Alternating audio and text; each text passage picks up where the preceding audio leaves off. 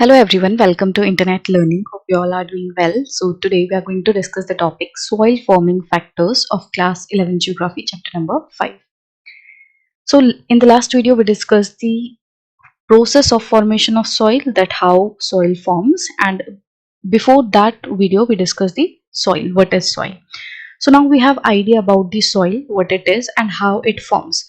But we have to look at what are the factors that actually contributes to the soil formation, what makes soil vary from one place to another. So we are going to look at all those factors which contributes in the soil formation. So five basic factors control the formation of soil. So basically there are five factors, पांच ऐसे factors हैं जो कि soil formation में help करते हैं. The first one being parent material, second is topography, third is climate, fourth is biological activity and the fifth one is time. तो ये पांच ऐसे फैक्टर्स हैं जो कि सॉइल फॉर्मेशन में हेल्प करते हैं. In fact soil forming factors act in union and affect the acts of one another. तो ये जितने भी पांच फैक्टर्स हैं ये ऐसा नहीं है कि ये आइसोलेशन में काम करते हैं, बल्कि ये पांचों के पांचों फैक्टर एक साथ मिलकर यूनियन में काम करते हैं और एक दूसरे के एक्शन को अफेक्ट करते हैं. मतलब पेरेंट रॉक जो पेरेंट मटेरियल का एक्शन है वो टोपोग्राफी से अफेक्ट होगा, क्लाइमेट जो है वो पेरेंट मटेरियल को अफेक्ट करेगा, टाइम जो है वो बाकियों को अफेक्ट करेगा. तो बेसिकली ये जो पांचों के पांचों फैक्टर हैं ये एक दूसरे को अफेक्ट करते हैं और सारे एक साथ मिलके सॉइल के फॉर्मेशन में कंट्रीब्यूट करते हैं. So let's start with the first factor, that is parent material. Parent material क्या है? देखो, जब हमने प्रोसेस ऑफ सॉइल फॉर्मेशन पढ़ा तो उसमें हमने देखा कि सॉइल जो है उसका सबसे पहला बेस क्या है? Weathered material. अब वेदर्ड मटेरियल कैसे बनता है? वेदर्ड मटेरियल दो तरीके से बन सकता है. या तो जो उसी जगह पे नीचे की रॉक है, पेरेंट रॉक है, उससे मटेरियल जो है वो वेदर होके ऊपर आया हो, या फिर हमने लास्ट वीडियो में भी डिस्कस किया था कि किस तरीके से मान लो हवा, पानी या कोई दूसरा एजेंट है जिसकी वजह से किसी दूसरी जगह से उड़कर या ट्रांसपोर्ट होकर जो मटेरियल है वो इस पर्टिकुलर जगह पे आ जाता है. तो जो पेरेंट मटेरियल है वो दो तरीके से हो सकता है, या तो इन सीटू, ऑन साइट जिसे हम कहते हैं कि वहीं के वहीं जो रॉक्स हैं उनका पेरेंट मटेरियल, या फिर जहां से मटेरियल आया है उस पर्टिकुलर जगह पे भी तो कोई रॉक होगी ना, तो उसे भी हम पेरेंट मटेरियल कह सकते हैं. तो जैसे हमने लास्ट वीडियो में पूरा ड्राइंग बनाई थी, डायग्राम बनाया था, एक बार वैसे ही बना के देखते हैं. नीचे होंगे एकदम पेरेंट मटेरियल, पेरेंट रॉक, ये अनवेदर्ड है. ऊपर थोड़ी थोड़ी वेदरिंग होनी शुरू हो जाएगी, ऊपर वेदरिंग होगी. जैसे जैसे हम ऊपर जाएंगे वैसे वैसे मटेरियल जो है और छोटा होता जाएगा, क्योंकि वो और ज्यादा वेदर्ड हो चुका है, उसमें वेदरिंग बहुत ज्यादा हो रखी है. एंड एकदम टॉप पे फाइन मटेरियल होगा, कंपैरेटिवली फाइन मटेरियल होगा. ठीक है. अब मान लो ये वाला जो मटेरियल है जो मैंने पूरा ब्लैक से बनाया है, ये बेसिकली कहाँ से आया है? वो इस रॉक से आया है, इन सीटू है, ये ऑन साइट है. यहीं पे जो इस पर्टिकुलर जगह के नीचे जो रॉक्स हैं उनसे ये जो सॉइल है वो बनी है, पेरेंट मटेरियल है.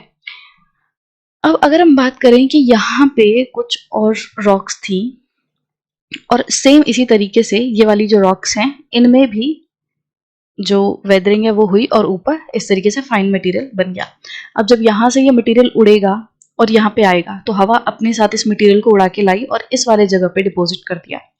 तो यहाँ पे ब्लू कलर से जो मटेरियल है वो भी तो यहाँ पे वेदर्ड मटेरियल ही है, पर इस वेदर्ड मटेरियल की पेरेंट रॉक यहाँ है. तो पेरेंट रॉक इन सीटू वाली भी हो सकती है या फिर एक्स सीटू भी हो सकती है. एक्स सीटू मतलब आउटसाइड इट्स ओन प्लेस, उसकी खुद की जगह से दूर. तो ये वाली जो है ये भी तो पेरेंट रॉक ही है. तो बेसिकली जो मटेरियल है वो पेरेंट रॉक क्या है, ये पेरेंट रॉक किस मिनरल की बनी हुई थी, क्या इसमें एलिमेंट्स थे, वो सब अफेक्ट करेंगे इस लेयर को, इस जगह की सॉइल को. ये नीचे जो रॉक हैं इसमें किस तरीके से एलिमेंट्स हैं, इसमें क्या मिनरल्स हैं, क्या कंपोजिशन है, ये भी अफेक्ट करेंगे इस पूरे लेयर को. Right. Now let's read what's written in the paragraph. So parent material can be any in situ or on-site weathered rock debris, residual soil or transported deposits, transported soil. तो जो rock material है, parent material है, वो in situ या on site हो सकता है जो कि उसी जगह पे होता है. जैसे हमने वेदरिंग पढ़ी थी कि वेदरिंग क्या होती है, वो इन सीटू होती है, वो उसी के अपनी जगह पे होती है. ठीक है. वैसे ही जो पेरेंट मटेरियल है that can be in situ and transported deposit भी हो सकता है। तो इन सीटू वाले को रेजिडुअल सॉइल कहेंगे एंड जो ट्रांसपोर्टेड डिपॉजिट है उसको ट्रांसपोर्टेड सॉइल कहेंगे, क्योंकि ये वाली जो सॉइल है वो ट्रांसपोर्ट होकर आई है किसी दूसरे जगह से। ये वाला जो ब्लू वाला लेयर है ये किसी दूसरी जगह से ट्रांसपोर्ट होकर आया है, तो इसे हम ट्रांसपोर्टेड सॉइल कहेंगे। और ये नीचे जो ब्लैक वाला है इसे हम क्या बोलेंगे, इसे हम बोलेंगे रेजिडुअल सॉइल। ये वाली है रेजिडुअल सॉइल और ऊपर वाली transported. Soil formation depends upon the texture, that is sizes of debris। जो soil formation है वो किस पे डिपेंड करता है कि जो डेबरी है, जो मटेरियल है उसका टेक्सचर कैसा है, वो फाइन है या कोर्स है, एकदम महीन दाने हैं या फिर थोड़े मोटे दाने हैं, दरदरा है रॉक का मटेरियल कैसा है, ठीक है। स्ट्रक्चर या डिस्पोजिशन ऑफ इंडिविजुअल ग्रेन, उस इंडिविजुअल ग्रेन का अपना कैसा स्ट्रक्चर है, उसके अंदर अपने लेयर्स हैं या कुछ जैसे आप केमिस्ट्री में पढ़ते हैं कि हेक्सागोनल पूरी अंदर से जो उसकी केमिकल कंपोजिशन है, जो उसका स्ट्रक्चर है वो कैसा है, ठीक है। सो एक पर्टिकुलर पार्टिकल का अपना कैसा स्ट्रक्चर है। मिनरल्स एंड केमिकल कंपोजिशन, उस वो किस मिनरल का बना है, जैसे कुछ जो मटेरियल होगा उसमें आयरन कंटेंट होगा, कुछ में हो सकता है सिलिका कंटेंट हो, तो अलग अलग जो मिनरल कंटेंट होंगे। केमिकल कंपोजिशन कैसी है उस रॉक डेब्री की, मटेरियल की, तो ये सारी चीजें जो है वो अफेक्ट करती हैं। ये जो रॉक डेब्री है उसी से तो सॉइल बन रही है, तो जो भी फीचर उस रॉक डेब्री के होंगे, जो मटेरियल के होंगे, पेरेंट रॉक के होंगे, वही फीचर्स जो हैं वो फिर सॉइल में आएंगे। Nature and rate of weathering and depth of weathering mantle are important considerations under parent material.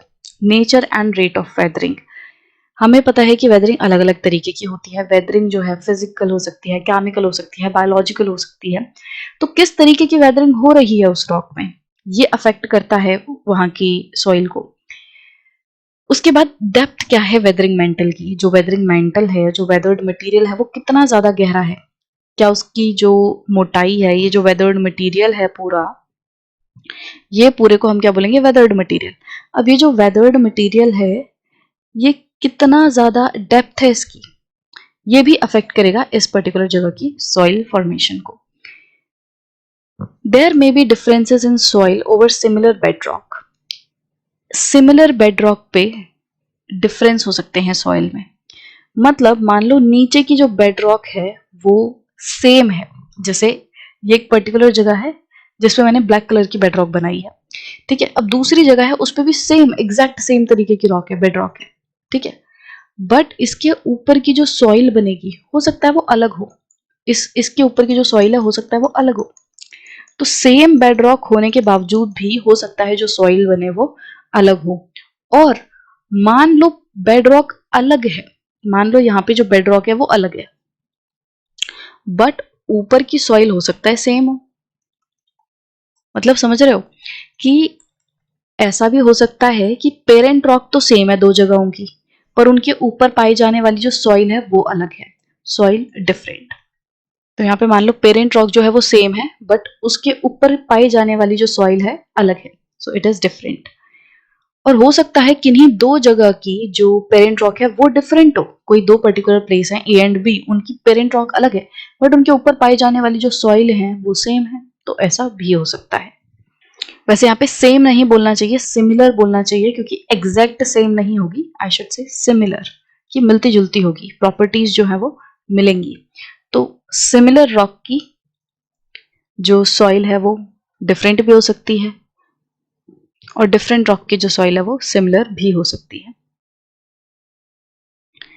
उसके बाद है but when soils are very young and have not matured these shows strong links with the type of parent rocks. अब देखो जब ये soils बन रही होती हैं और काफी यंग होती हैं, काफी कम एज की होती हैं, तो ये बहुत ज्यादा स्ट्रॉन्ग लिंक शो करती हैं अपनी पेरेंट रॉक से। मतलब जब ये सॉइल बन ही रही होती है और उसको बनते हुए अभी कम ही टाइम हुआ है, तो उस टाइम पे जो ये सॉइल है वो बहुत ज्यादा स्ट्रॉन्ग लिंक शो करेगी अपने पेरेंट रॉक से, मतलब बहुत ज्यादा सिमिलरिटी होगी सॉइल में और उसके पेरेंट रॉक में। और जैसे जैसे टाइम बढ़ता जाएगा, सॉइल मैच्योर होती जाएगी, तो वो अपने पेरेंट रॉक से कुछ कुछ उसमें जो फीचर्स हैं वो चेंज आते जाएंगे उसमें। चेंजेस क्यों आएंगे? क्योंकि बाकी जो फैक्टर्स हैं वो काम करेंगे, जैसे टोपोग्राफी है, बायोलॉजिकल एक्टिविटीज है, ये सारी चीजें जो हैं वो फिर सॉइल में काम करने लगती हैं, जिसकी वजह से जब सॉइल मैच्योर होती है तो वो अपने जो पेरेंट रॉक है उससे फिर थोड़ी सी कम सिमिलर दिखने लगती है। शुरू शुरू में जब वो यंग होगी तो सॉइल अपने पेरेंट रॉक से बहुत ज्यादा सिमिलर होगी, एकदम स्ट्रॉन्ग लिंक शो करेगी। Also in case of some limestone areas where the weathering processes are specific and peculiar, soils will show clear relation with the parent rock. अब यहाँ पे लाइमस्टोन एरियाज का एग्जांपल दिया हुआ है कि जैसे जो लाइमस्टोन एरियाज होते हैं, ऐसी जगह है जहाँ पे लाइमस्टोन रॉक पाई जाती हैं, वहां पे जो वेदरिंग प्रोसेस है वो बहुत ही स्पेसिफिक है, बहुत ही पर्टिकुलर तरीके से होता है। और पेक्यूलियर, पेक्यूलर मतलब कोई चीज जो बहुत ही अनयूजुअल एंड स्ट्रेंज तरीके से हो, उसे कहते हैं पेक्यूलियर। तो लाइमस्टोन के बारे में हम पहले भी डिस्कस कर चुके हैं कि कैसे उसमें वेदरिंग होती है, कैसे उसमें इरोजन जो है वो होता है, कि जो लाइमस्टोन है वो पानी में डिजोल्व हो जाता है और इजीली उसमें से फिर जो केव्स वगैरह हैं वो बनती हैं। तो लाइमस्टोन वाले एरियाज में जहाँ पे वेदरिंग बहुत ज्यादा स्पेसिफिक एंड पेक्यूलियर है, वहां पे सॉइल जो बनेगी वो बहुत ही ज्यादा क्लियर रिलेशन दिखाएगी अपनी पेरेंट रॉक से। मतलब लाइमस्टोन वाले एरिया में जो सॉइल बनेगी उसमें मतलब साफ साफ लिंक दिखाई देगा कि हाँ वो लाइमस्टोन से बनी है। Now the second factor is topography. Topography मतलब क्या है कि अर्थ पे जो रिलीफ फीचर है वो कैसे हैं। जो अर्थ है वो वहां पे उठी हुई है, नीचे है, वहां पे पहाड़ है, वहां पे नदियां हैं, ढलान है, समतल है, तो ये क्या है? टोपोग्राफी। ठीक है, कि अर्थ का जो सरफेस है उसका कैरेक्टरिस्टिक कैसा है। तो topography like parent rock, parent material is another passive control factor. अब पेरेंट मटेरियल की ही तरह जो टोपोग्राफी है वो भी एक पैसिव कंट्रोल फैक्टर है। पैसिव कंट्रोल फैक्टर मतलब कि टोपोग्राफी और जो पेरेंट रॉक मटेरियल है ये डायरेक्टली या बहुत ही एक्टिवली सॉइल फॉर्मेशन पे अफेक्ट नहीं डालते, बहुत ही पैसिव इनका रोल रहता है। मतलब एक बार पेरेंट रॉक से जो मटेरियल है वो टूट गया तो फिर धीरे धीरे करके उसमें चेंजेस आते रहेंगे। हर रोज पेरेंट रॉक सॉइल पे इफेक्ट नहीं डालेगी। इसी तरीके से टोपोग्राफी जो है वो ऐसा नहीं है कि बहुत ही ज्यादा एक्टिवली सॉइल को अफेक्ट करेगी। ठीक है, क्योंकि अब एक्टिव पैसिव आपको जब हम अगले फैक्टर्स पढ़ेंगे जैसे क्लाइमेट है, इनको पढ़ेंगे तब आपको समझ आएगा कि किस तरीके से जो क्लाइमेट वगैरह है वो बहुत ही एक्टिवली सॉइल को अफेक्ट करते हैं। तो टोपोग्राफी जो है वो एक तरीके से बहुत लेस एक्टिव रहते हैं। असर इनका भी पड़ता है बट उतने तेजी से नहीं या उतना ज्यादा नहीं जितना कि बाकी फैक्टर्स का करता है। तो पेरेंट मटेरियल्स की ही तरह टोपोग्राफी जो है वो भी एक पैसिव कंट्रोल फैक्टर है। The influence of topography is felt through the amount of exposure of a surface covered by parent materials to sunlight and the amount of surface and subsurface drainage over and through the parent material। किसी जगह पे topography का कितना असर पड़ रहा है, किसी पर्टिकुलर जगह की जो सॉइल है उस पे टोपोग्राफी कितना इन्फ्लुएंस दिखा रही है, ये कैसे पता चलता है? जब हम ये देखते हैं कि जो पर्टिकुलर जगह है जो कि पेरेंट मटेरियल से घिरी हुई है, जिस पे अभी पेरेंट मटेरियल है, उस पे सनलाइट का कितना एक्सपोजर है, उस पे जो सनलाइट है वो कितनी पड़ रही है। मतलब बेसिकली किसी पर्टिकुलर जगह पे, जैसे यहाँ पे पेरेंट रॉक थी तो इसके ऊपर का जो मटेरियल होगा वो पेरेंट मटेरियल होगा क्योंकि वो नीचे की रॉक से निकल के आया है। अब इस मटेरियल पे जो सूरज है, जो सन है, उसकी धूप कितनी पड़ रही है, उसका असर कितना हो रहा है। उस पर्टिकुलर जगह पे सरफेस एंड सब सरफेस ड्रेनेज कितनी हो रही है। सरफेस मतलब कि जो सरफेस है उसके ऊपर, जैसे ये अगर जमीन है, इसके ऊपर आपको पेड़ पौधे और पूरी सॉइल जो है वो देखने मिल रही है, तो यहाँ पे अगर पानी बहेगा, अगर यहाँ पे पानी बहेगा तो इसको हम बोलेंगे सरफेस फ्लो।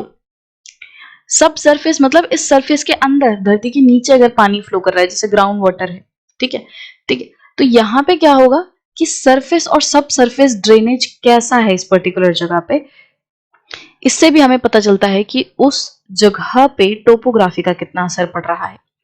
मतलब अगर आपको देखना है कि किसी पर्टिकुलर जगह पे टोपोग्राफी कितना असर दिखा रही है तो आप क्या करोगे, आप उस जगह पे सनलाइट कितनी पड़ रही है उसको देखोगे और उस जगह पे जो ड्रेनेज वाटर है, मतलब जो पानी का बहाव है वो कैसा है, पेरेंट मटेरियल से कैसे होके जा रहा है, सरफेस पे कैसे होके जा रहा है, उसको देखोगे। जैसे सनलाइट कैसे अफेक्ट होती है, जो बहुत ही ज्यादा स्टीप इलाके होंगे जहां पे इस तरीके से, जैसे ये पहाड़ है, अब पहाड़ पे भी जो ऊपर वाला एरिया होगा, जो ये पूरी स्टीप स्लोप होंगी, यहाँ पे एकदम डायरेक्ट सनलाइट पड़ेगी, ठीक है। और मान लो पहाड़ जो है, इस पहाड़ के आगे पीछे भी कुछ पहाड़ हैं।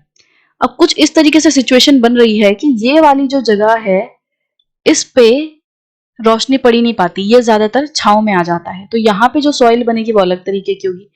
एंड ये जो स्लोप है, जितनी ज्यादा तीखी चढ़ाई होगी, जितनी ज्यादा स्टीप स्लोप होगी, उतना ज्यादा पानी तेजी से भागेगा।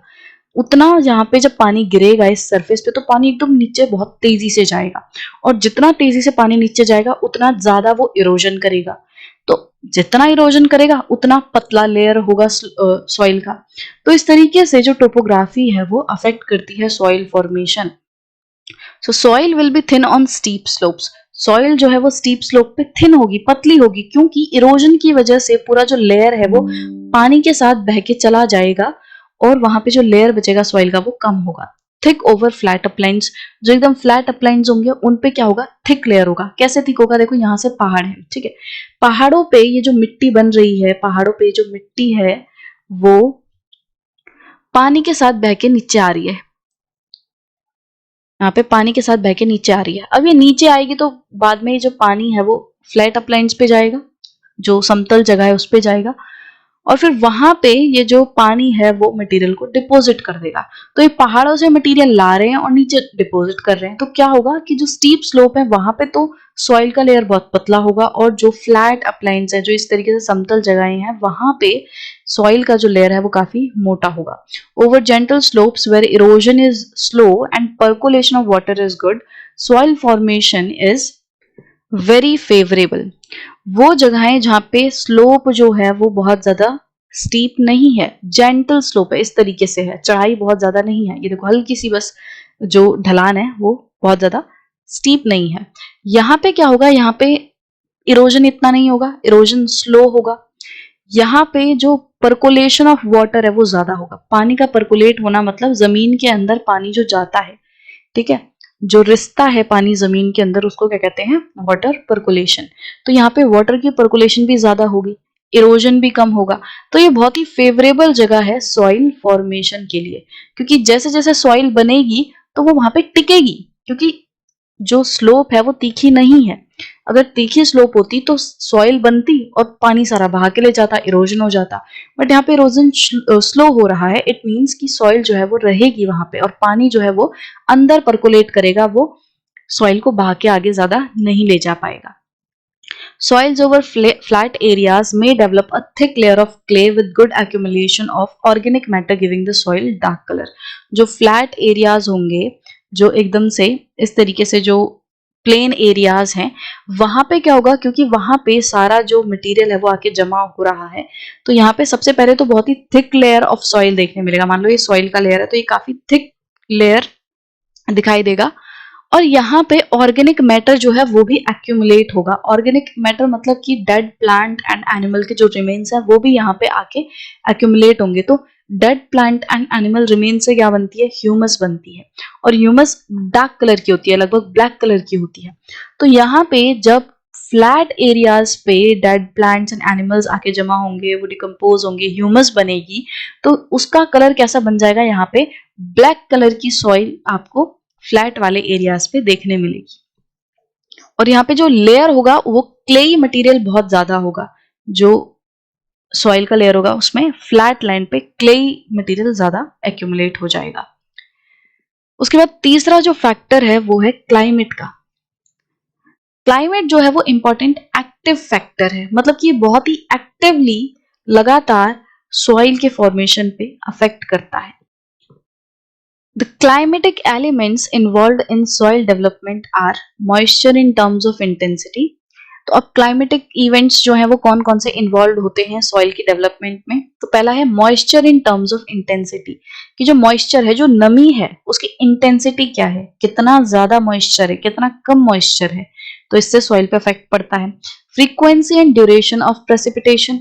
फ्रीक्वेंसी मतलब क्या होता है, कितनी बार कोई चीज हो रही है। मान लो अगर कोई चीज महीने में 1 या 2 बार हो रही है, और कोई दूसरी चीज है जो कि महीने में 10 बार हो रही है, तो जो चीज मतलब 1 या 2 बार हो रही है उसे हम बोलेंगे ये लेस फ्रीक्वेंट है, क्योंकि वो सिर्फ 1 आध बार हो रही है। बट जो चीज बार बार हो रही है, लगातार हो रही है, जो कि मान लो महीने में कोई इवेंट 10 बार हो रहा है, तो उसको हम बोलेंगे इट इज मोर फ्रीक्वेंट। तो फ्रीक्वेंसी मतलब कितनी बार बारिश आ रही है, कितनी बार प्रेसिपिटेशन हो रही है, और ड्यूरेशन क्या है, साल के किस टाइम पे आ रही है और कितने टाइम के लिए आ रही है, बारिश आधे आधे एक एक घंटे या पूरे पूरे दिन के लिए हो रही है या बस 2 मिनट के लिए हो रही है और बस चले जा रही है। ड्यूरेशन क्या है प्रेसिपिटेशन की, फ्रीक्वेंसी क्या है, और जो मॉइस्चर उसकी इंटेंसिटी क्या है। इवोपरेशन एंड ह्यूमिडिटी, इवोपरेशन मतलब पानी जो भाप बन के उड़ता है वो क्या है, इवोपरेशन। तो इवोपरेशन कितनी हो रही है, जो गर्मी वाले इलाके होंगे जहां धूप बहुत ज्यादा पड़ेगी वहां इवोपरेशन ज्यादा होगा, वहां ह्यूमिडिटी ज्यादा होगी। ह्यूमिडिटी मतलब हवा में जो नमी है उसको हम कहते हैं ह्यूमिडिटी। तो हवा में जितनी नमी होगी उतनी ज्यादा ह्यूमिडिटी है, हवा में जितनी नमी कम होगी उसको हम बोलेंगे वो लेस ह्यूमिड है। तो ह्यूमिडिटी कितनी है, एवोपरेशन कितनी है, इससे अफेक्ट होती है soil. Temperature in terms of seasonal and diurnal variations, temperature में कैसे चेंज आ रहा है, seasonal temperature and diurnal temperature कैसे चेंज हो रहा है। सीजनल मतलब तो आपको पता है गर्मी सर्दी में कैसे टेम्परेचर बदल रहा है।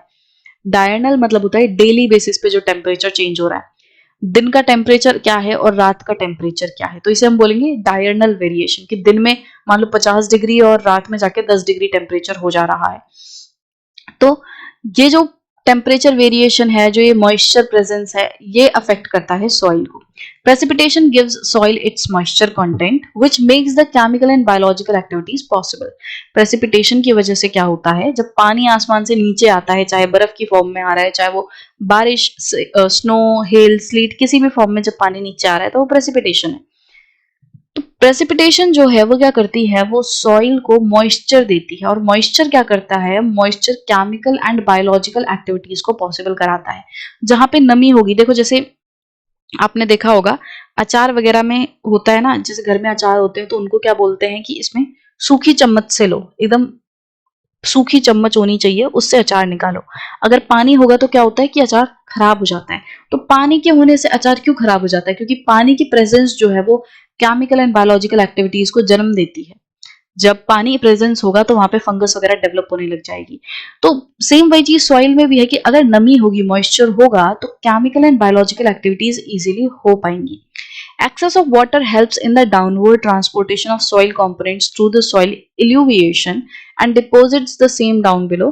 Eluviation, alluviation and eluviation, ठीक है, तो थोड़ा सा ही प्रोनाउंसिएशन में अंतर है पर आप स्पेलिंग समझ सकते हो। एलुविएशन एंड इलुविएशन, इनमें है क्या कि देखो जब एक्सेस वाटर होगा, जब जमीन के सतह पे पानी जरूरत से ज्यादा होगा तो वो क्या करेगा, वो सीप करेगा, वो परकोलेट करेगा। अब क्योंकि पानी बहुत ज्यादा है तो वो अपने साथ जो सॉइल है उसके कुछ कंपोनेंट को भी लेके चलेगा। यहाँ पे हम वापस से अपने सॉइल का लेयर बनाते हैं। मान लो इस तरीके से ये पूरी सॉइल का लेयर है, ठीक है, ये एक लेयर है, ये दूसरा लेयर है और फिर नीचे एक तीसरा लेयर है।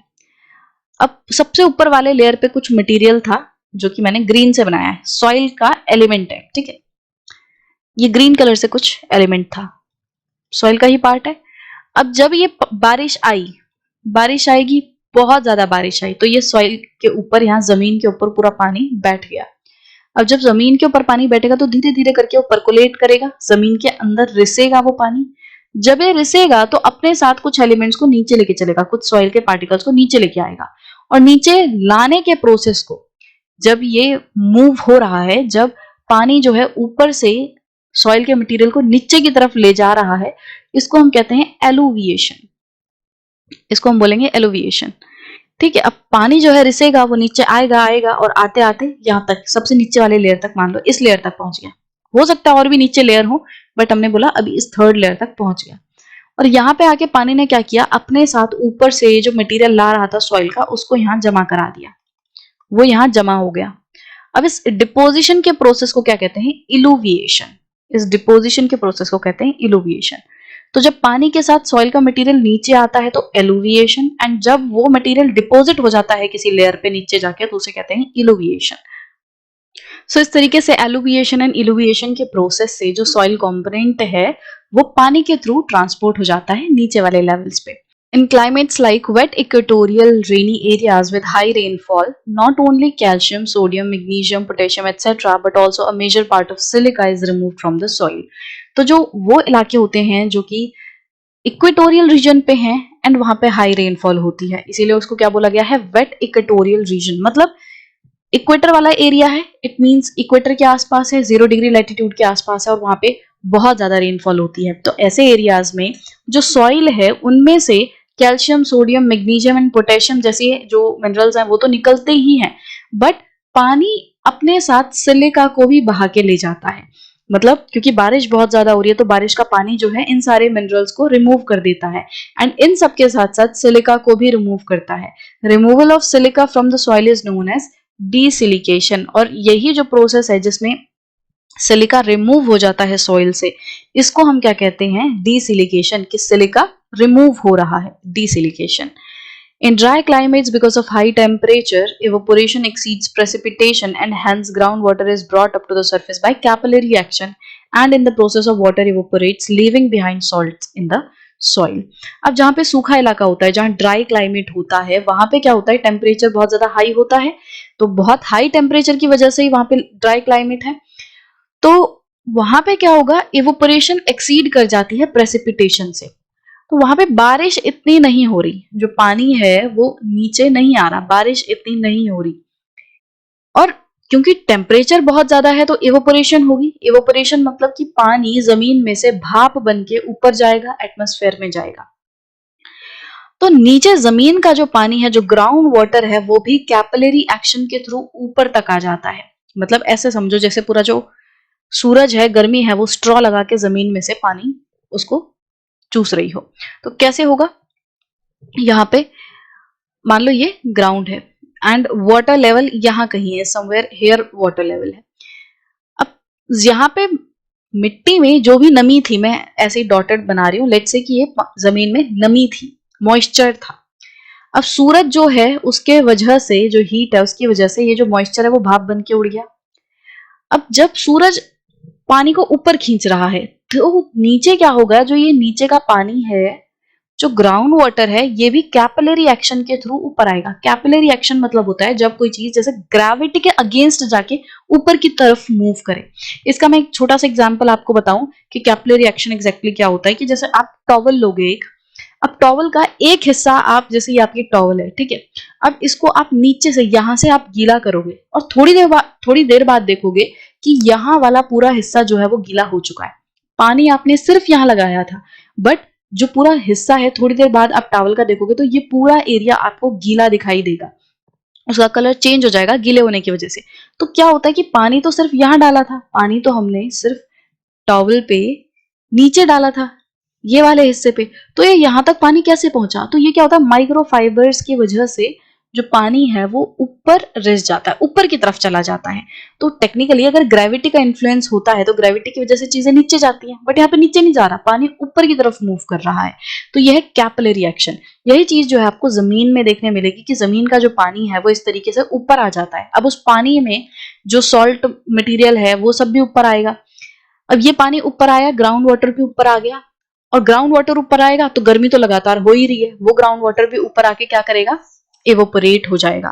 और जब इवोपोरेट होगा तो जो मिनरल है, जो सॉल्ट वगैरह है यहाँ पे बचे हुए, वो यहाँ पे जमा हो जाएंगे। ये जो सॉल्ट वगैरह है वो यहाँ पे जमा हो जाएगा। जैसे अगर पानी में सॉल्ट मिलाएं और फिर पानी को उबाल दें तो पानी तोड़ जाएगा और सॉल्ट सॉल्ट रह जाएगा। तो सेम चीज यहाँ पे है कि वाटर टेबल और नीचे जा रही है। पहले लेट से वाटर टेबल यहाँ थी, तो वाटर टेबल और नीचे चली गई। क्यों नीचे चले गई? क्योंकि जो ऊपर पानी है वो ऊपर चला गया और उड़ गया, भाप बन के उड़ गया, और अपने साथ वो जो सॉल्ट वगैरह लाया था वो जमीन पे पीछे छोड़ गया। यहाँ पे लेयर जो है वो सॉल्ट का जम गया। Such salts form into a crust in the soil known as hard pans. यहाँ पे अब ये जो सॉल्ट का लेयर डिपॉजिट हुआ है इसको हम क्या बोलेंगे? Hard pans.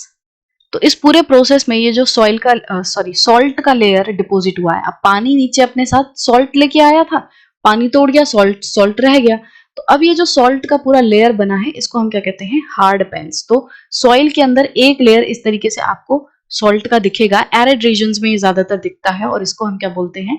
Hard pans. In tropical climates and in the areas with intermediate precipitation conditions, calcium carbonate nodules, कंकर are formed. अब वो एरिया जो कि मतलब इंटरमीडिएट प्रेसिपिटेशन होती है, वहां पे ऐसा भी नहीं कि बहुत ज्यादा बारिश हो रही है और ऐसा भी नहीं है कि बिल्कुल ही बारिश नहीं हो रही. ये थोड़ा बीच वाला इलाका होता है जहां थोड़ी थोड़ी बारिश हो रही है. इंटरमीडिएट प्रेसिपिटेशन होती है, जो बारिश का लेवल है, जो प्रेसिपिटेशन का लेवल है वो इंटरमीडिएट है. तो यहाँ पे क्या होता है, कैल्शियम कार्बोनेट नोड्यूल्स बनते हैं जिन्हें कंकड़ कहते हैं. कंकर पत्थर आपने सुना होगा. तो जो कंकर हैं ये बनते हैं कहाँ पे, tropical and intermediate precipitation condition में, कि जो एरिया है वो ट्रॉपिक्स के बीच में है, Tropic of Cancer and Tropic of Capricorn के बीच में है, एंड बारिश बहुत ज्यादा नहीं हो रही. तो इस पूरे एरिया में क्या बनते हैं, कंकर नोड्यूल्स बनते हैं, कैल्शियम कार्बोनेट नोड्यूल्स बनते हैं जिन्हें कंकर कहते हैं. Temperature acts in two ways. अब टेम्परेचर जो है वो दो तरीके से काम करता है. पहला क्या है, इंक्रीजिंग और reducing chemical and biological activity. Temperature की वजह से जैसे ही टेम्परेचर में चेंज होएगा तो बायोलॉजिकल एंड केमिकल एक्टिविटीज में असर पड़ेगा. या तो केमिकल एंड बायोलॉजिकल एक्टिविटी बढ़ जाएंगी, बहुत ज्यादा होने लगेंगी, या फिर कम हो जाएंगी, घट जाएंगी. केमिकल एक्टिविटी जो है वो हायर टेम्परेचर में इंक्रीज होती है. जब टेम्परेचर बढ़ता है तो केमिकल एक्टिविटी बढ़ जाती है. एंड जब टेम्परेचर कम होता है, जब टेम्परेचर ठंडा होता है तो केमिकल एक्टिविटी कम हो जाती है.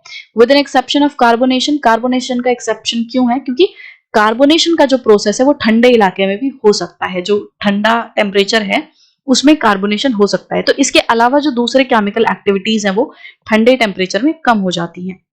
And stops in freezing condition. और जब एकदम फ्रीजिंग कंडीशन हो जाती है, एकदम बर्फ जमने वाला टेम्परेचर हो जाता है, तो उसमें केमिकल एक्टिविटी एकदम रुक ही जाती है. That is why tropical soils with higher temperature show deeper profiles, and in the frozen tundra region soil contains largely mechanically broken material.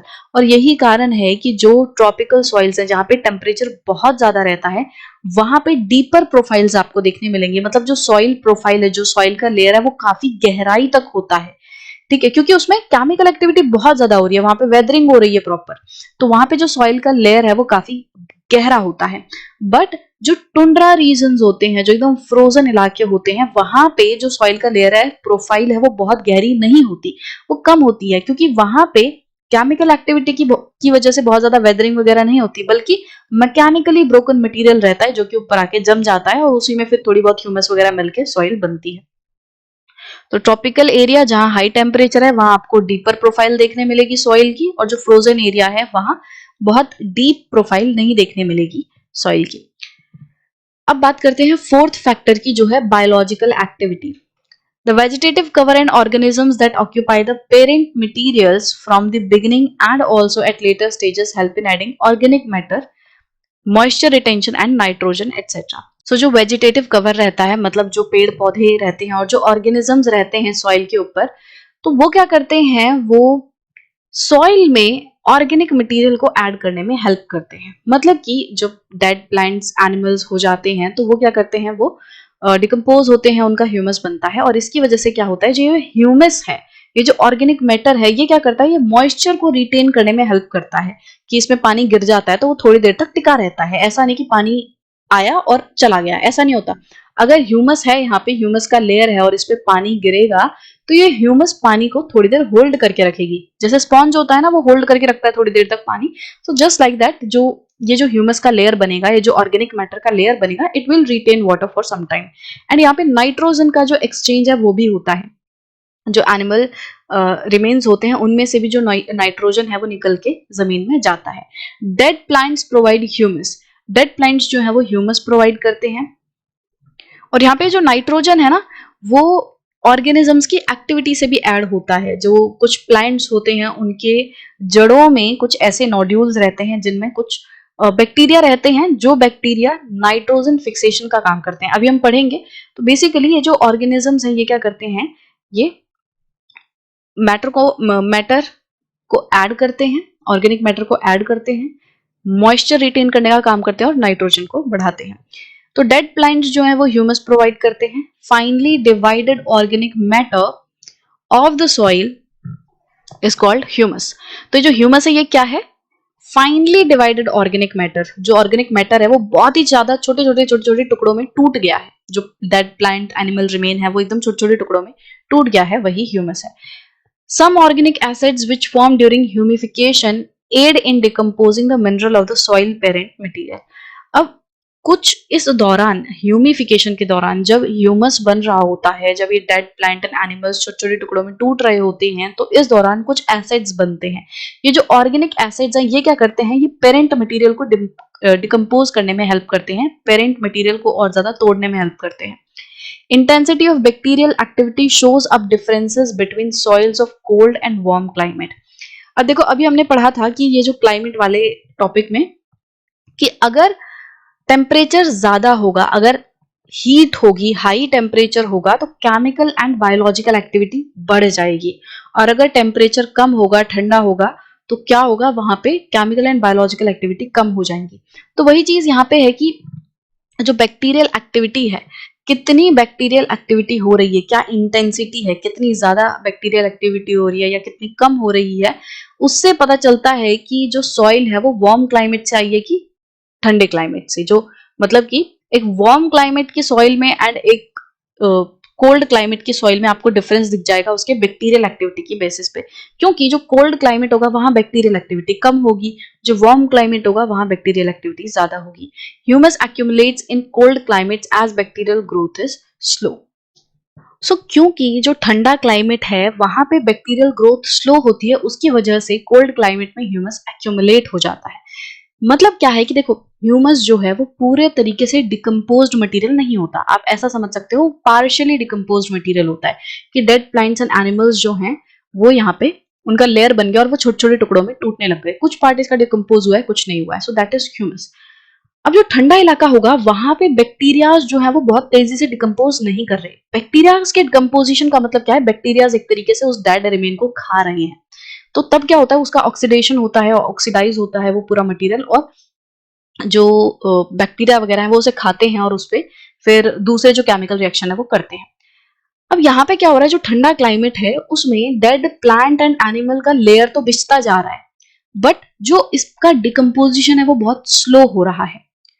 यहाँ पे जो बैक्टीरिया हैं क्योंकि वो बहुत स्लो काम कर रहे हैं, तो डिकम्पोजिशन ज्यादा तेजी से नहीं हो पा रहा, तो बस लेयर बिछता जा रहा है, लेयर बनता जा रहा है और डिकम्पोजिशन स्लो हो रहा है। तो जब डिकम्पोजिशन स्लो होगा तो लेयर मोटा बन जाएगा, भाई प्लांट्स जो है वो मरते जा रहे हैं, टुंड्रा जो वेजिटेशन रहती है उसमें तो कुछ ना कुछ प्लांट्स रहते हैं, वहां पे तो कुछ एनिमल्स रहते हैं, तो यहाँ पे जो प्लांट्स हैं उनका लेयर बनता जाएगा और डिकम्पोजिशन जो है वो स्लो हो रही है। तो इसकी वजह से जो ठंडे क्लाइमेट है उनमें लेयर मोटा हो जाता है, ह्यूमस का जो लेयर है वो काफी थिक रहता है with undecomposed organic matter because of low bacterial activity. क्योंकि अनडिकम्पोज्ड ऑर्गेनिक मैटर है, यहाँ पे जो ऑर्गेनिक मैटर है वो डिकम्पोज नहीं हो रहा, तो ये बस लेयर वाइज जमता जा रहा है। सो लेयर ऑफ पीट डेवलप इन सब आर्कटिक एंड टुंड्रा क्लाइमेट्स। यहाँ पे लेयर ऑफ पीट जो है वो डेवलप हो जाता है। पीट जो है, देखो जैसे कोल होता है, कोल के कुछ टाइप्स होते हैं, तो पीट जो है वो कोल का एक टाइप है, या कह सकते हैं कोल की फर्स्ट फॉर्म है पीट। जब कोल के बनने की शुरुआत होती है तो सबसे पहली स्टेज जो होती है वो होती है पीट। इसमें मॉइस्चर कंटेंट बहुत ज्यादा होता है, कार्बन कंटेंट कम होता है। फिर आगे जाके एंथ्रासाइट वगैरह कोल बनते हैं जिनमें कार्बन कंटेंट ज्यादा होता है, मॉइस्चर कम होता है। तो आप ऐसा समझ सकते हो कि कोल जो है वो काफी सारे फेजेस से होकर गुजरता है, तो उसमें पीट होता है जो कि एक्चुअली पूरे तरीके से कोल नहीं होता। उसके बाद होता है लिग्नाइट, उसके बाद होता है बिटुमिनस एंड उसके बाद होता है एंथ्रासाइट। तो यहाँ पे जैसे जैसे हम आगे बढ़ रहे हैं वैसे वैसे इसमें कार्बन कंटेंट बढ़ता जा रहा है, तो कोल सबसे बेहतर क्वालिटी का होता है एंथ्रासाइट वाला। इसका एग्जांपल मैं क्यों दे रही हूँ, क्योंकि कोल जो है वो बेसिकली जो डेड प्लांट रिमेन्स होते हैं उनसे जमकर बनता है कोल। जब डेड प्लांट्स जो हैं वो जमीन के अंदर करोड़ों सालों तक दफने रहते हैं हीट के प्रेशर के अंडर, तो वो कोल में तब्दील हो जाते हैं। तो यहाँ पे जो पीट है वो बेसिकली वो डेड प्लांट्स हैं जिनमें अभी जो कि पूरे तरीके से डिकम्पोज नहीं हुए हैं, इनमें मॉइस्चर कंटेंट ज्यादा है। तो यहाँ पे क्या होता है, जो टुंड्रा या जो आर्कटिक क्लाइमेट्स हैं वहां पे क्योंकि ये ह्यूमस एक्यूमुलेट हो जाती है तो पीट का लेयर अच्छा खासा डेवलप हो जाता है। इन humid tropical and equatorial climates, अब बात करते हैं ह्यूमिड ट्रॉपिकल। ह्यूमिड ट्रॉपिकल मतलब ट्रॉपिकल एरिया जो कि ह्यूमिड है, जिनमें हवा में नमी बहुत ज्यादा है, एंड इक्वेटोरियल क्लाइमेट जो इक्वेटर का आसपास वाला इलाका है। तो अब ये जो इक्वेटोरियल रीजन है, जो ट्रॉपिकल रीजन है, यहाँ पे गर्मी ज्यादा है। इक्वेटर और ट्रॉपिकल रीजन क्या होता है, यहाँ पे हीट सबसे ज्यादा रिसीव होती है, सबसे ज्यादा सनलाइट रिसीव होती है, तो यहाँ पे बैक्टीरियल एक्टिविटी सबसे ज्यादा होगी। तो bacterial growth and action is intense, यहाँ पे बैक्टीरियल एक्शन और ग्रोथ बहुत ज्यादा है, ठीक है। And dead vegetation is rapidly oxidised, तो यहाँ पे क्या होता है, जो डेड वेजिटेशन है, जो प्लांट्स मरते हैं, जो प्लांट्स यहाँ पे पौधे मरते हैं, वो बहुत जल्दी से ऑक्सीडाइज हो जाते हैं, जल्दी से बैक्टीरिया जो है उन्हें खा के खत्म कर देते हैं, ठीक है। तो ह्यूमस फॉर्मेशन जो है वो लो होती है, कंटेंट लो होता है, यहाँ पे जो मटेरियल है वो पूरी तरीके से डिकम्पोज बहुत जल्दी हो जाता है, और जो ह्यूमस होती है उसका लेयर बहुत पतला होता है, ठीक है। जैसे इसके साइड में मैं बनाऊं ब्लैक कलर से, मान लो ये कोल्ड इलाके वाला ह्यूमस है, इतना मोटा, और जो कलरफुल है, जो ये मैं ये रेनबो कलर से बना रही हूँ, ये वाला हॉट क्लाइमेट का लेयर है, किसका, ह्यूमस का, कि हॉट क्लाइमेट में जो लेयर रहेगा वो बहुत ही पतला सा रहेगा, क्योंकि बैक्टीरिया वगैरह बहुत ज्यादा एक्टिव होते हैं और हॉट क्लाइमेट में वो बहुत जल्दी ऑक्सीडाइज कर देते हैं डेड प्लांट को और उसको डिकम्पोज कर देते हैं। Further bacteria and other soil organisms take gaseous nitrogen from the air and convert it into a chemical form that can be used by plants. Further ये जो बैक्टीरिया होते हैं ये क्या करते हैं, ये नाइट्रोजन, जो गैसियस नाइट्रोजन है उसको एयर से लेते हैं, मतलब हवा में जो नाइट्रोजन है उसको बैक्टीरिया लेते हैं और फिर वो उसको एक ऐसे केमिकल में चेंज कर देते हैं, एक ऐसी केमिकल फॉर्म में चेंज कर देते हैं जिससे कि उस नाइट्रोजन को प्लांट्स यूज कर सकें। मतलब जैसे यहाँ पे ये जमीन है, इस जमीन के ऊपर ये कोई पौधा था, अब इस पौधे के नीचे जड़ें थी, इन जड़ों के आसपास कुछ रहते हैं बैक्टीरिया, यहाँ पे ये कुछ बैक्टीरिया रहते हैं, ठीक है। अब ये बैक्टीरिया का क्या करते हैं, ये बैक्टीरिया हवा में जो नाइट्रोजन है, ये मैं बना रही हूँ लाइट ब्लू कलर से, ये जो नाइट्रोजन है इसको ट्रैप करेंगे, इसको यूज करेंगे। हवा में जो नाइट्रोजन थी उसको इन बैक्टीरिया ने यूज किया और उसको चेंज कर दिया किसमें, एक ऐसी नाइट्रोजन में जो कि अब जमीन के अंदर है। और ये जो जमीन के अंदर नाइट्रोजन है, इसका ये जो नाइट्रोजन का केमिकल फॉर्म है, अब इसको प्लांट की जो जड़ें हैं वो यूज कर लेंगी, प्लांट की जड़ें जो है वो इस नाइट्रोजन के लेंगी और प्लांट जो है वो जल्दी से बहुत ग्रो कर जाएगा, ठीक है, घना हो जाएगा, बड़ा हो जाएगा। This process is known as nitrogen fixation, और इसी प्रोसेस को हम क्या कहते हैं, नाइट्रोजन फिक्सेशन, कि आप जो एटमॉस्फेयर है उससे नाइट्रोजन ले रहे हो और उसकी जो केमिकल फॉर्म है उसको चेंज कर रहे हो, जिससे कि ये नाइट्रोजन कुछ ऐसी हो जाए जिससे कि प्लांट्स इसको यूज कर सकें, ठीक है। So bacteria and other soil organisms take gaseous nitrogen from the air, gaseous nitrogen को लेते हैं and convert into a chemical form that can be used by plants, उसको एक ऐसी केमिकल फॉर्म में चेंज कर देते हैं जिससे कि उसे प्लांट्स द्वारा यूज किया जा सके। इस पूरे प्रोसेस को नाइट्रोजन फिक्सेशन कहते हैं। Rhizobium, a type of bacteria, lives in the root nodules of leguminous plants and fixes nitrogen beneficial to the host plant. तो राइजोबियम क्या होता है, राइजोबियम एक ऐसा ही बैक्टीरिया है जो कि लेग्यूमिनस प्लांट, लेग्यूमिनस कौन से होते हैं, जो फलीदार प्लांट होते हैं, जो दाल वाले पौधे होते हैं, ठीक है, जिन पौधों पे दाल लगती है, ठीक है। बेसिकली लेग्यूमिनस का मतलब होता है फलीदार, ठीक है। तो जो दाल वाले या फलीदार जो पौधे रहते हैं उनके जड़ों में, उनके जो रूट नोड्यूल्स होती हैं, जड़ों में कुछ गांठें रहती हैं, उनमें ये राइजोबियम रहता है। ये राइजोबियम क्या करता है, ये एटमॉस्फेयर से नाइट्रोजन को लेता है और उसको चेंज कर देता है और उसको कैसा बना देता है, उसको जमीन के अंदर ला देता है, सॉइल के अंदर, जिससे कि जो ये लेग्यूमिनस प्लांट है, जो कि इसका होस्ट प्लांट है, होस्ट मतलब जिसपे ये राइजोबियम रह रहा है, तो उस प्लांट की जो जड़ें हैं फिर उस नाइट्रोजन को यूज कर लेती हैं और उससे वो जो प्लांट है वो बड़ा हो जाता है। The influence of large animals like ends, termites, earthworms, rodents etcetera is mechanical, but it is nevertheless important in soil formation as they rework the soil up and down. तो जो दूसरे लार्ज एनिमल्स रहते हैं, जो insects वगैरह रहते हैं, जैसे अर्थवर्म, टर्माइट्स, रोडेंट्स, रोडेंट्स जो जमीन के अंदर रहने वाले एनिमल्स रहते हैं, चूहे वगैरह, ठीक है, टर्माइट जो दीमक रहता है, अर्थवर्म, केंचुआ, आपको पता ही है। ये जो चेंजेस करते हैं ये थोड़े मैकेनिकल से होते हैं, बट फिर भी इनका रोल थोड़ा इंपॉर्टेंट है क्योंकि ये कंटिन्यूअसली जमीन को ऊपर नीचे करते रहते हैं, रिवर्क करते रहते हैं। ये सारे जानवर क्या करते हैं, मिट्टी को खोदते हैं, है ना, उसको लूज करते हैं, तो इस वजह से इनका काम भी इंपॉर्टेंट है। ये भी एक तरीके से बायोलॉजिकल एक्टिविटी है, ये भी ऑर्गेनिजम्स हैं जो कि मिट्टी में चेंजेस ला रहे हैं। So in case of earthworm, as they feed on soil, the texture and the chemistry of soil that comes out of their body changes. तो अर्थवॉर्म क्या करते हैं, वो मिट्टी को खाते हैं, दे फीड ऑन सॉइल, वो सॉइल को खाते हैं, और इसकी वजह से जो फिर उनकी बॉडी से बाहर जो मिट्टी निकलती है, आप खाएंगे मिट्टी तो निकलेगी भी मिट्टी, तो अब जो मिट्टी निकली उनकी बॉडी से बाहर, उसका टेक्सचर और केमिस्ट्री बहुत ज्यादा अलग होती है। आपने देखा होगा कि बहुत सारे जो फार्मर्स वगैरह रहते हैं वो क्या करते हैं, वो केंचुओं को अपने खेतों में डालते हैं, क्योंकि केंचुए क्या करते हैं, वो सॉइल को एक तरीके से उसको अच्छा करते हैं, वो सॉइल को खाते हैं, उसकी इम्प्योरिटीज को खाते हैं और सॉइल को साफ करते हैं। तो अर्थवॉर्म क्या कर रहे हैं, उससे टेक्सचर एंड केमिस्ट्री पूरी चेंज हो रही है सॉइल की। So that is how these organisms play a very important role in the formation of soil. Now, the last factor that contributes in the soil formation is time. Time is the third important controlling factor in soil formation. So यहाँ पे third controlling factor क्यों लिखा है, क्योंकि देखो time जो है वो तीसरा पैसिव फैक्टर है। पहला पैसिव फैक्टर था पेरेंट मटेरियल, दूसरा पैसिव फैक्टर था टोपोग्राफी, और टाइम जो है वो तीसरा पैसिव फैक्टर है। तो यहाँ पे ये तीसरा कंट्रोलिंग फैक्टर है सॉइल फॉर्मेशन में। वैसे तो ये अफेक्ट करता है, वो पांचवा फैक्टर है, ठीक है, but if we talk about the passive factors then this is the third passive factor that we are talking about. तो अभी एक्टिव और पैसिव के बारे में नीचे क्वेश्चन भी दे रखा है, उसे डिस्कस कर लेंगे एक बार ताकि ये कंफ्यूजन क्लियर हो जाए। But now so this time is the another important factor that helps in formation of soil. जैसे हमने अभी ऊपर एक पॉइंट पढ़ा जिसमें हमने ये बोला था कि अगर सॉइल जो है उसकी एज कम है, अगर सॉइल यंग है, यंग मतलब अभी उसको बनने में काफी कम टाइम हुआ है, जब से उसने बनना शुरू किया है तब से उसको कम टाइम हुआ है, so there is a time factor.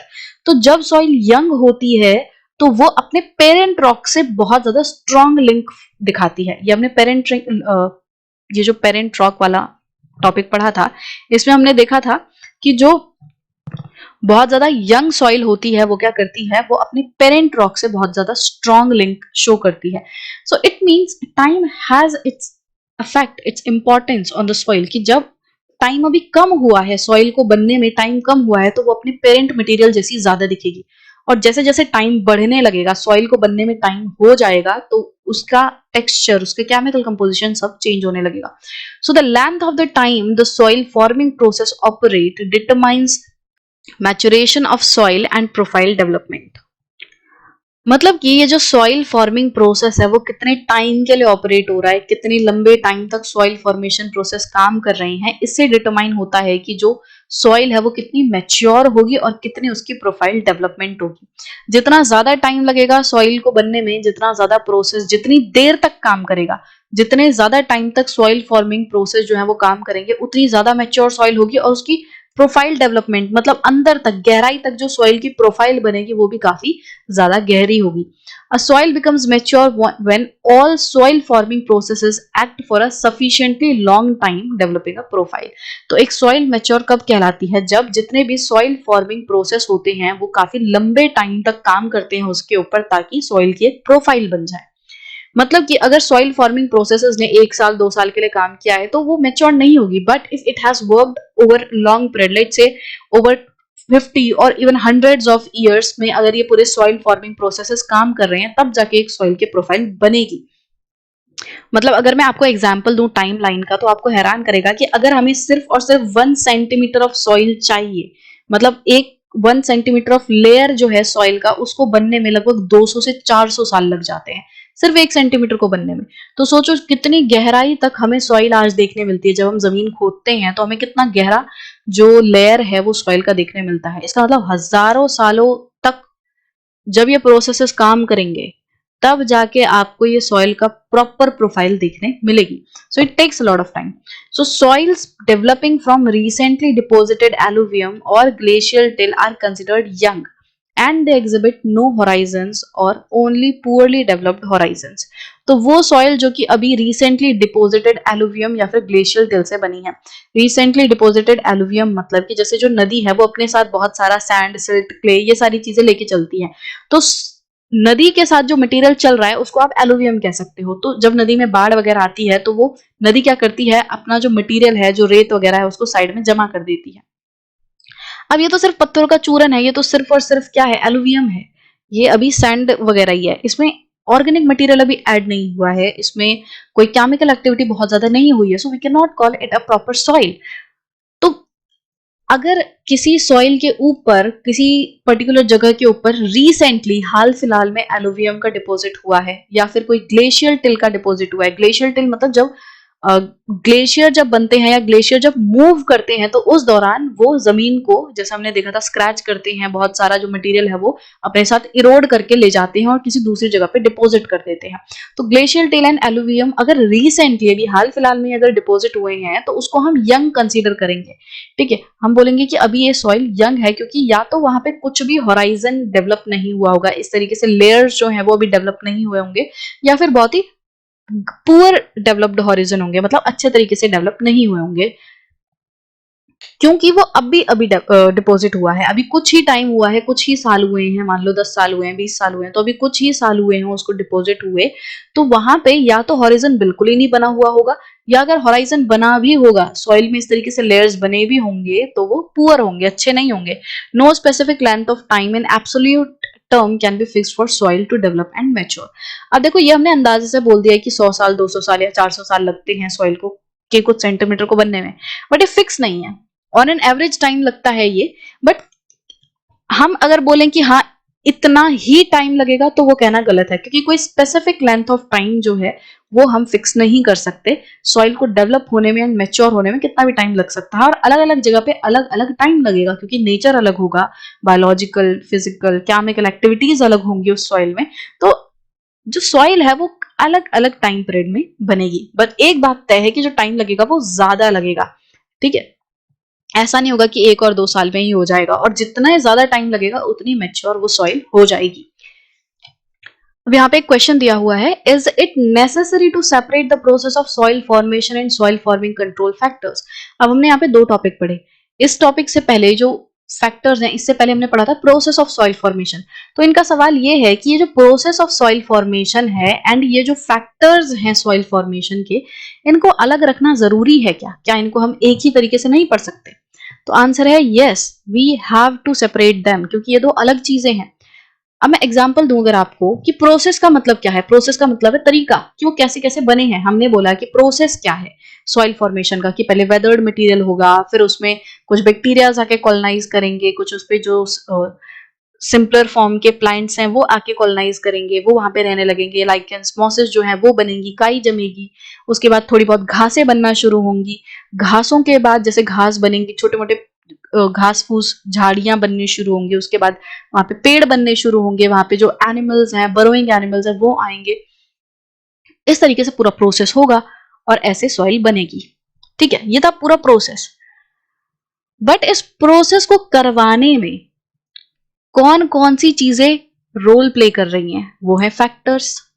Weathering कैसे होगी, क्लाइमेट उसका अफेक्ट करेगा। ठीक है, जो एनिमल्स आके रह रही हैं, हमने बोला कि जो वेदर्ड मटेरियल है उस पे कुछ बैक्टीरिया, लाइकेंस, मॉसेस जो है वो आना शुरू होंगे, ये तो हमने बात कर ली। बट फैक्टर क्या है? फैक्टर में बात हम करेंगे कि ये जो लाइकेन, मॉसेस, बैक्टीरिया है वो किस तरीके से सॉइल फॉर्मेशन को अफेक्ट करेंगे, वो किस तरीके से सॉइल में चेंजेस लाएंगे, वो फैक्टर है।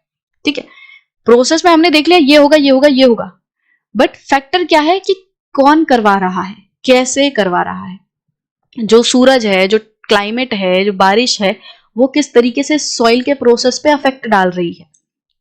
कि अगर बारिश होगी तो सॉइल का लेयर हट जाएगा, अगर ढलान ज्यादा होगी तो सॉइल का लेयर हट जाएगा, बहुत पतला लेयर होगा। तो ये क्या है, ये फैक्टर्स हैं। तो अपने आप दोनों टॉपिक को देखो, अपने आप आपको डिफरेंस समझ आएगा कि ये 2 अलग अलग चीजें हैं। प्रोसेस में हाँ हम प्रोसेस पढ़ रहे हैं कि मैकेनिज्म है कि ये हुआ, ये हुआ, ये हुआ, बट फैक्टर्स में हम पढ़ रहे हैं कि वो उस होने वाले प्रोसेस पे क्या चीजें अफेक्ट डाल रही हैं, उस प्रोसेस पे कौन कौन सी चीजें अफेक्ट डाल रही हैं, वो है फैक्टर्स।